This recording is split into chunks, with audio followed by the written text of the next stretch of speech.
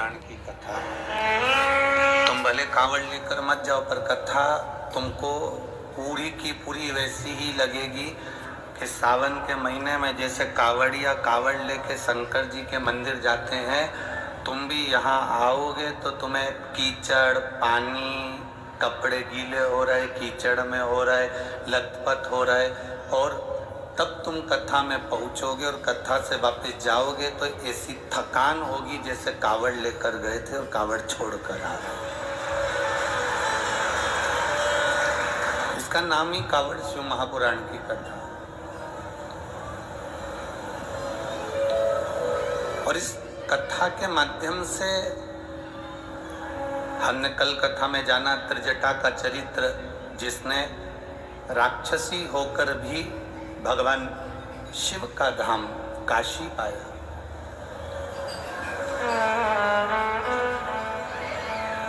भगवान शंकर उगड़ी का धाम काशी प्राप्त करा।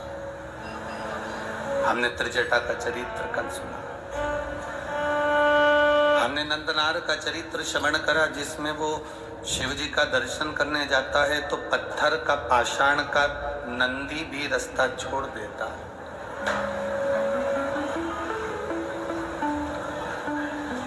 हमने लंकाधीपति रावण की इस पावन चरित्र को भी श्रवण किया कि वो शिव की भक्ति को प्राप्त कर लेता है।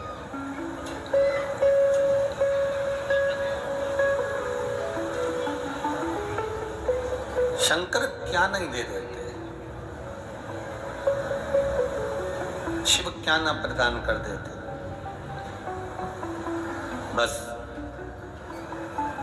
हम सुख की कामना में घर बदल कर देख लेते हैं, हम सुख की कामना में अपनी दुकान बदल कर देख लेते हैं, हम सुख की कामना में अपना व्यापार बदल कर देख लेते हैं, हम सुख की कामना में अपने वस्त्र बदल कर देख लेते हैं।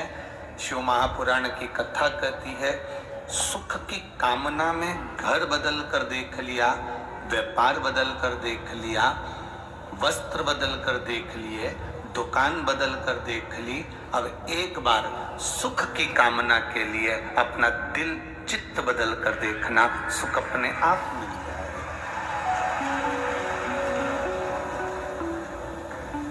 ये मकान नहीं फल रहा, हमने मकान चेंज कर दिया। ये दुकान नहीं फल रही, हमने दुकान चेंज कर दी। ये व्यापार नहीं फल रहा, हमने व्यापार चेंज कर दिया। हम सब कुछ बदल कर देख लिए, तो एक बार अपना मन भी तो बदलो कि आखिर हमारे भीतर ऐसी क्या आसक्ति है, हमारे भीतर ऐसी कौन सी तृष्णा है, हमारे भीतर ऐसा कौन सा लोभ क्या समा गया है जिसके कारण हम भगवान के पास नहीं जा पाते।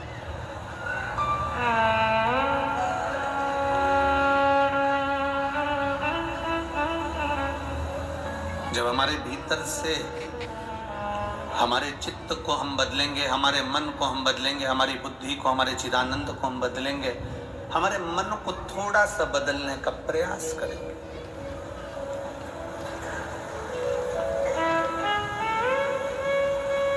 भगवान से दुनिया के लोग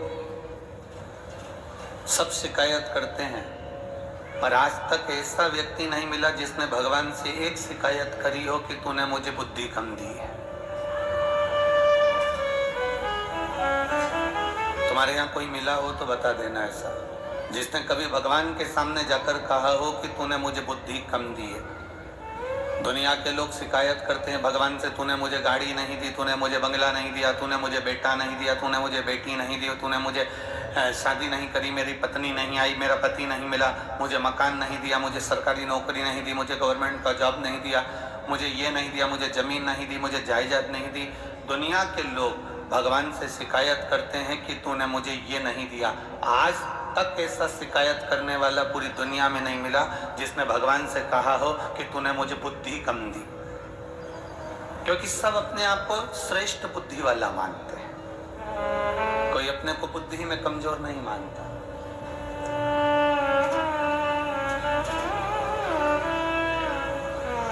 एक श्रेष्ठता आप में है कि आप अपने आप को बुद्धि में कमजोर नहीं मानते, तो शिव महापुराण की कथा कहती है फिर भगवान की भक्ति में कमजोर कैसे हो सकते हो, उसके भजन में कमजोर कैसे हो सकते हो, आप उसके अनुमोदन में, उसके निवेदन में, उसकी श्रद्धा में अपने कमी कैसे ला सकते हो, उसके विश्वास में अपनी कमी कैसे ला सकते हो। हम अपने भरोसे को प्रबल क्यों नहीं बना पाते?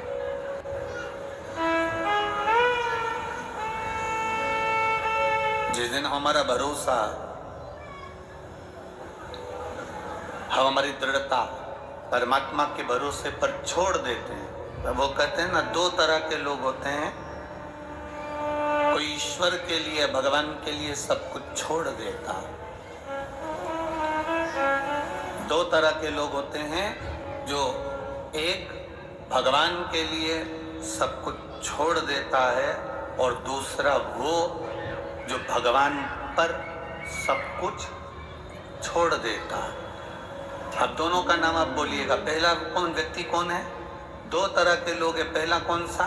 जो भगवान के लिए, बोलो जम के बोलो, सब कुछ छोड़ दे।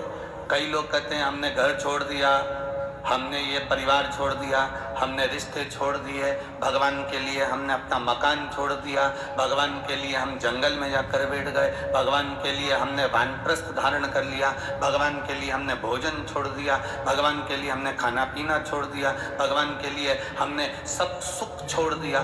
कई लोग मिलते हैं जो कहते हैं, दो तरह के लोग होते हैं, एक भगवान के लिए, ईश्वर के लिए सब कुछ छोड़ देते हैं, और दूसरा वो होता है जो ईश्वर पर सब कुछ छोड़ देता है। इसमें सबसे प्रबल कौन सा है? इन दोनों में श्रेष्ठ कौन सा है? चलो बोलो रे छत्तीसगढ़ वालों, तिलदाने वरा वाले, बोलो जरा, दोनों में श्रेष्ठ कौन सा है? पहला है भगवान के लिए सब कुछ छोड़ देना, और दूसरा है भगवान पर सब कुछ छोड़ देना। अब आपके हिसाब से श्रेष्ठ कौन सा है? पहला कि दूसरा? दूसरा। बस आपके लिए ताली बजा लो कि आज आपने श्रेष्ठता का निर्णय लिया। ये आपके लिए।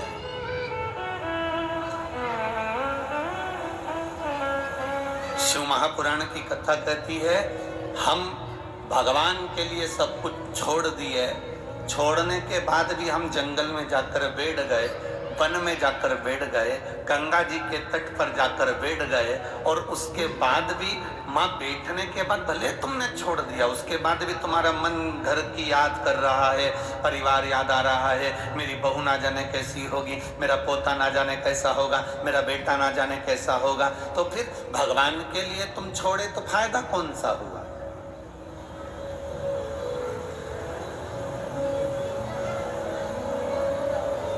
हमने पहले भी कथा में कहा, संत बनना सरल, साधु बनना सरल, तपस्वी बनना सरल, सन्यासी बनना सरल, गंगा जी के घाट पर बैठकर तप करना सरल, नर्मदा जी के तट पर बैठकर भगवान की भक्ति करना सरल, यमुना जी के घाट पर रहकर भजन करना सरल, सरयू के घाट पर बैठकर तप करना सरल, पर सबसे ज्यादा कठिन है घर में रहकर, परिवार में रहकर उनका भरण पोषण करते हुए भगवान का भजन करना, ये कठिन है।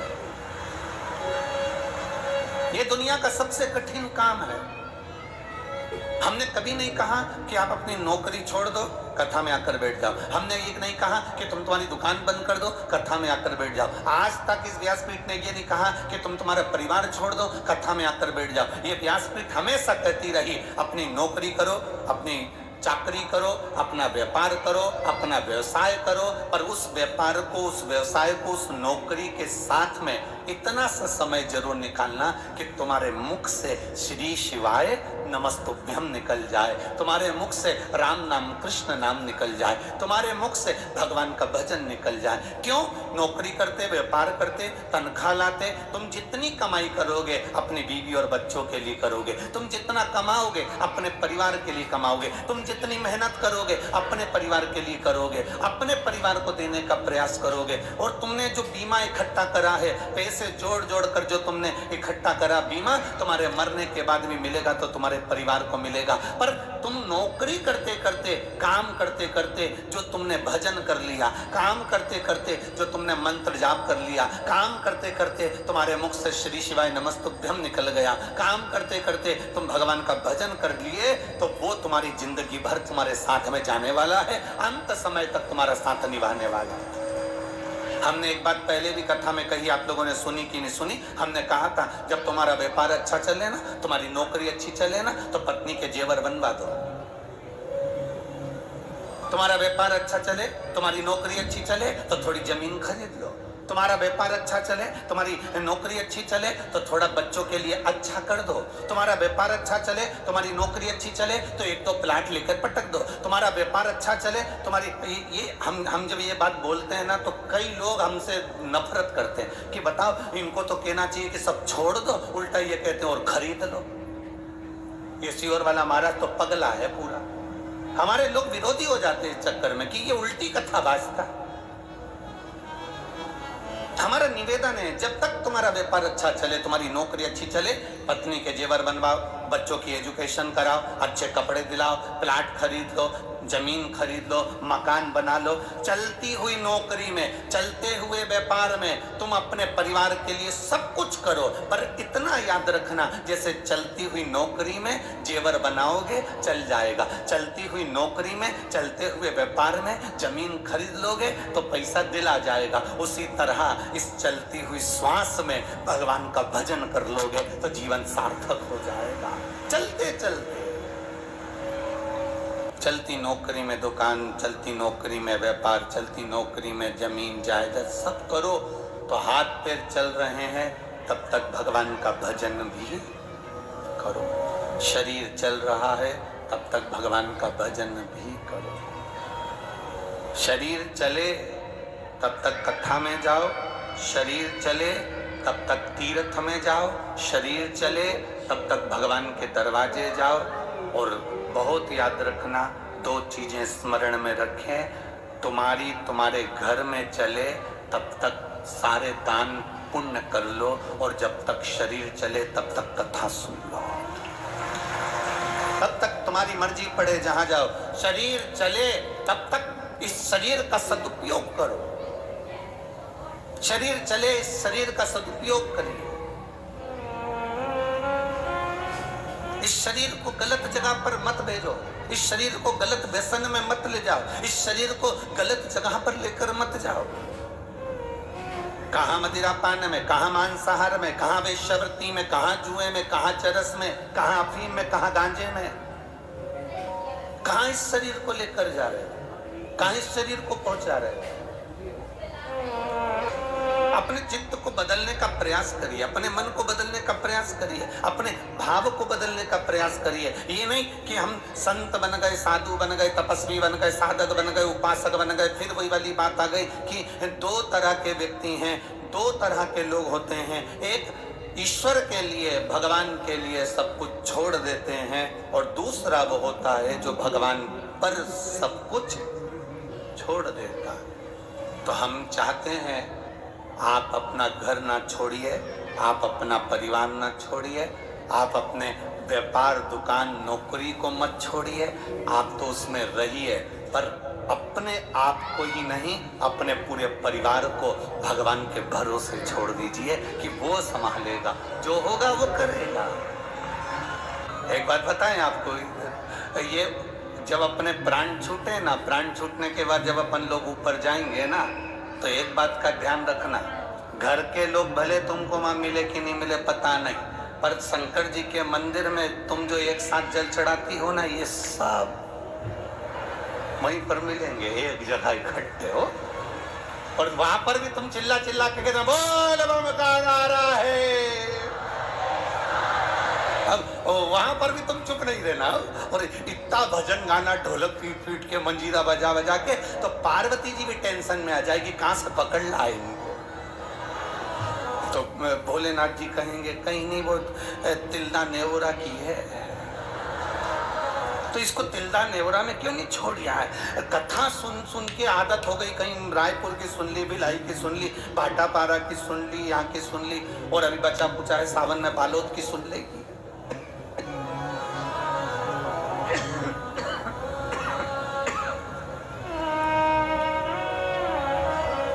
भाई बच्चा पूछा है तो बालोद की सुन लेगी।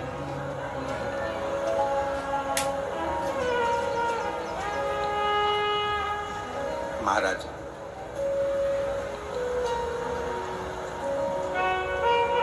भजन का जो बल है वो सबसे प्रबल बल है। भजन के बल के आगे सारा बल फीका। मछली को बल मिलता है पानी में। मछली को पानी से बाहर निकाल लो, उसको बल मिलना बंद हो जाएगा।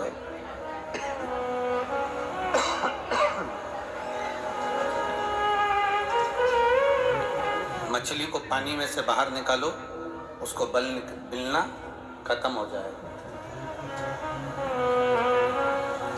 मछली को बल मिलता है पानी में, शेर को बल मिलता है वन में, जंगल में।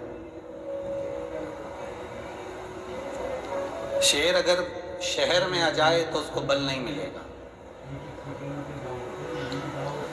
शेर अगर वन में है तो उसको बल मिलेगा। मछली जल में है तो उसको बल मिलेगा। और भक्त शिव की शरण में है तो उसको बल मिलेगा, ये निश्चित है। मछली को बल मिलता है जल में, शेर को बल मिलता है वन में, और भक्त को बल मिलता है भगवान की शरण में।